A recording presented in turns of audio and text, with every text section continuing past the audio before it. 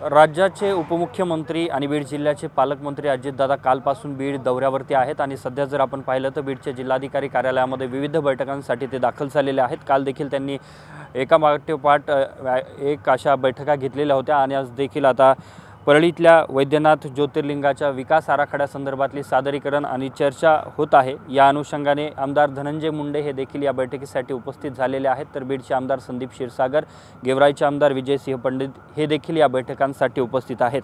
या बैठकीच्या नंतर आणखी 2 बैठका महत्त्वाच्या पार पडणार आहेत। यामध्ये जिल्ह्यातील ज्या मुख्य इमारती आहेत त्या मुख्य इमारतींच्या एलिव्हेशन प्लॅनच्या संदर्भातला सादरीकरण आणि चर्चा होणार आहे। याचबरोबर अंबाजोगाई येथील जे शासकीय स्वराती रुग्णालय आहे त्याचं देखील विकास आराखड्याचं सादरीकरण आणि त्यावर देखील चर्चा होणार आहे। आणि यानंतर पुन्हा 1:30 वाजता बीड शहरामध्ये एक मेळावा होतोय, त्या मेळाव्यासाठी अजितदादा उपस्थिती लावणार आहेत। मात्र सध्या तरी अजितदादांकडून बीडच्या या जिल्हाधिकारी कार्यालयामध्ये महत्त्वाच्या 3 बैठका होणार आहेत आणि यामधली सर्वात महत्त्वाची जी सुरुवातीची बैठक आहे ती म्हणजे परळीतील वैद्यनाथ ज्योतिर्लिंगाच्या संदर्भातल्या विकास आराखड्याचं सादरीकरण आणि त्यावर चर्चा देखील सध्या आतमध्ये सुरू आहे।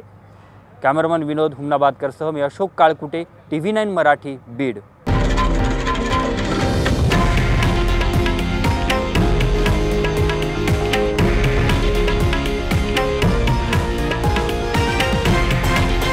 हे आहे देशातील नंबर 1 न्यूज नेटवर्क आणि आपण पाहत आहात TV9 मराठी, एकमेव।